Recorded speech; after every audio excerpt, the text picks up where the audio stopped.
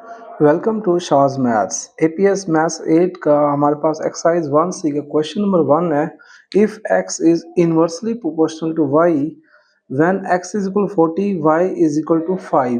आपने y की value find करना है व्हेन x इज 400 गिवन हो, x की वैल्यू फाइंड करनी है व्हेन y 25 गिवन हो। एक इक्वेशन फाइंड करनी है जो x एंड y को कनेक्ट कर रही हो।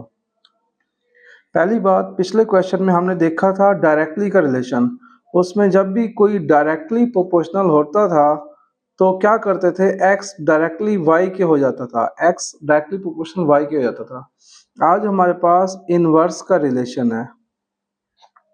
इनवर्स के रिलेशन में क्या होता है, x इनवर्स हो जाता है y के, मतलब 1/y लिख लेते हैं। तो हम क्वेश्चन की तरफ आते हैं। x is inversely proportional to y है, it means x is equal to k over y आ जाएगा। हमने प्रोपोर्शनैलिटी को हटाया, उसकी जगह k लिख दिया। अब हमारे पास x की वैल्यू एंड y की वैल्यू गिवन है, तो x की वैल्यू 40 गिवन है, ये हमने लिख ली, is equal to k as it is. y की वैल्यू हमारे पास 5 गिवन है, ये लिख लिया। जो चीज देखिए k के नीचे डिवाइड हो रही है वो इक्वेशन के दूसरी साइड पे जाके मल्टीप्लाई हो जाएगी, तो 40 multiplied by 5 is equal to k हो जाएगा। इट मीन हमारे पास यहाँ से k की वैल्यू क्या आ जाएगी, 200। उसके बाद पार्ट फर्स्ट पे आते हैं, find y when x is equal to 400 है।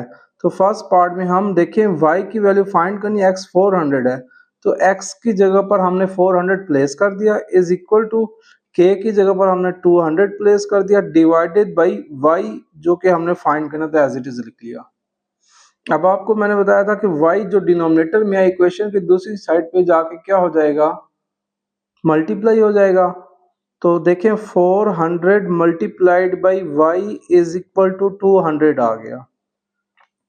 अब 400 यहाँ पर मल्टीप्लाई हो रहा है, इक्वेशन की इस साइड पे आके क्या हो जाएगा, डिवाइड हो जाएगा। तो it means y is equal to 200 divided by 400। अब 200 को 400 पे डिवाइड करें तो सिंपल 1/2 हमारे पास आंसर आता है। तो it means y is equal to 1/2, ये हमारा आंसर है। सेकंड पार्ट की तरफ हम आते हैं। सेकंड पार्ट में हमें देखें कि find x when y is equal to 25 है। इस रिलेशन के अकॉर्डिंग देखें तो x मैंने एज इट इज लिख लिया, इज इक्वल टू k की वैल्यू 200 थी, तो ये मैंने 200 पुट कर दी, डिवाइडेड बाई y की वैल्यू गिवन है कितनी, 25 गिवन है, तो यहाँ पर मैंने 25 लिख लिया। अब 200 को 25 पे डिवाइड करें तो बहुत ही सिंपल सा आंसर आता है। देखते हैं जी क्या आंसर आता है। तो 2500 को 200 पे डिवाइड करें तो डायरेक्टली हमारे पास 8 आंसर आता है। तो x इज इक्वल टू 8, ये हमारे पास सेकंड पार्ट का रिजल्ट आ गया, सिंपल सा। थर्ड हमारे पास है, इक्वेशन फाइंड करनी है जो x और y को कनेक्ट करे। ये तो बहुत ही आसान है, जस्ट इस रिलेशन में k की वैल्यू पुट कर दो, x is equal to 200 over y। ये हमारे पास एक इक्वेशन है जो x और y को कनेक्ट कर रही है। बहुत ही सिंपल सा एक्सरसाइज 1C का क्वेश्चन नंबर 1 आज हमारे पास हो गया। अब हम बात करते हैं एक्सरसाइज 1C के क्वेश्चन नंबर 2 की तरफ। अब देखिए Q इज इनवर्सली प्रोपोर्शनल है हमारे पास P के, तो इनवर्सली प्रोपोर्शनल को हम हटाएंगे तो उसकी जगह एक इक्वलिटी का सिंबल और K डिवाइडेड बाई P लिख लिया। Q की वैल्यू और P की वैल्यू पुट कर देते हैं। Q की वैल्यू हमारे पास है 0.25 is equal to K as it is, P की वैल्यू हमारे पास 2 है। अब मैंने बताया कि जो चीज इक्वेशन के एक साइड पर डिवाइड हो रही है दूसरी साइड पे जाके मल्टीप्लाई हो जाएगी, तो 0.25 multiplied by 2 is equal to k आ गया हमारे पास। अब 0.25 को 2 से मल्टीप्लाई कराएंगे तो k की वैल्यू 5 आ जाएगी। अब देखिए पहला पार्ट हम करते हैं। पहले पार्ट में उसने दिखाया कि express q in terms of p, तो जस्ट इस रिलेशन में k की वैल्यू पुट कर देंगे तो हमारे पास आंसर आ जाएगा। Q is equal to 5 divided by P। पहला पार्ट सॉल्व हो गया हमारे पास। सेकंड पार्ट पे आते हैं, find Q when P is equal to 5। Q find करने तो एज इट इज लिख लिया, इज इक्वल टू K की वैल्यू अभी हमने फाइंड की थी 5 है, तो ये 5 लिख लिया, डिवाइडेड बाई P की वैल्यू क्या गिवन है, 5 गिवन है, तो यहाँ पर 5 डिवाइडेड बाई 5 आ गया। तो यहाँ से हमारे पास Q का आंसर आ गया 1। सेकंड पार्ट भी हो गया बहुत आसानी से। थर्ड पार्ट की तरफ अब हम आते हैं। Find P when Q is equal to 0.2। अब मैं रिलेशन आपकी आसानी के लिए दोबारा लिख लेता हूँ। Q is equal to K over P। Q हमने गिवन है 0.2, तो Q की जगह पर हमने 0.2 प्लेस कर दिया। इज इक्वल टू K की वैल्यू अभी हमने फाइंड की थी 5, तो ये हमने प्लेस कर दिया। Divided by P as it लिखा, क्योंकि यहाँ पर उसने बताया कि P आपने फाइंड करना है। तो P इधर डिवाइडेड में है तो इक्वेशन की साइड पे आके मल्टीप्लाई हो जाएगा।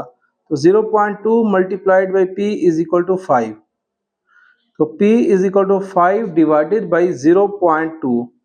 अब 5 डिवाइडेड बाई 0.2 करेंगे तो हमारे पास आंसर आ जाएगा 25। बहुत ही सिंपल सा था। तो P इज इक्वल टू 25 हमारे पास इसका थर्ड पार्ट का आंसर आ गया। बहुत ही आसान सा था। ये तो था हमारे पास question number 1 and question number 2। अब हम आते हैं क्वेश्चन नंबर 3 की तरफ। एक्सरसाइज 1C का क्वेश्चन नंबर 3 है, if z is inversely proportional to x। तो इनवर्सली प्रोपोर्शनल है, इसको कैंसिल कर दिया तो z is equal to k over x आ गया हमारे पास। अब देखें z की वैल्यू 5 है, x की वैल्यू 7 है, तो z की जगह 5 लिख लिया is equal to k as it is x की जगह पर 7 लिख दिया। तो यहाँ से k हमारे पास आ जाएगा 5 मल्टीप्लाइड बाई 7। तो 5 मल्टीप्लाइड बाई 7 35 होता है। k इज इक्वल टू 35, ये हमारे पास एक आंसर आ गया।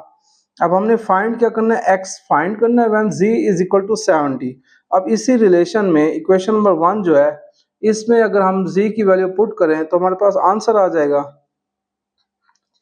z की जगह पर 70 पुट कर दिया इज इक्वल टू k की जगह पर 35 पुट कर दिया डिवाइडेड बाई x।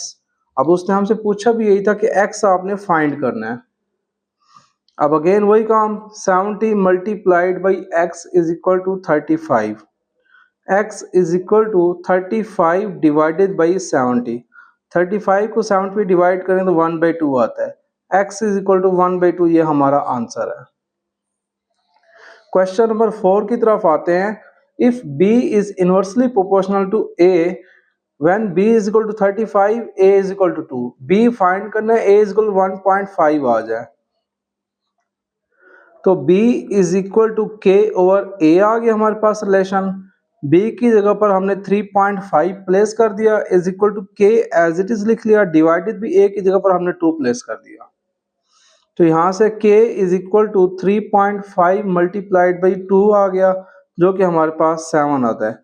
तो k इज इक्वल टू 7 आ गया। अब देखिए b फाइंड करना है when a is equal to 1.4। तो इस रिलेशन में b फाइंड करना है तो एज इट इज लिख लिया इज इक्वल टू k हमारे पास यहाँ हमने फाइंड किया है, तो ये k की जगह पर 7 आ गया डिवाइडेड बाई a की जगह पर 1.4 है, तो 7 डिवाइडेड बाई 1.4 है। तो इसकी जगह जस्ट हम आंसर लिख लेते हैं। 7 डिवाइडेड बाई 1.4 बेसिकली होता क्या है, 7 मल्टीप्लाइड बाई 10 ओवर 14 होता है।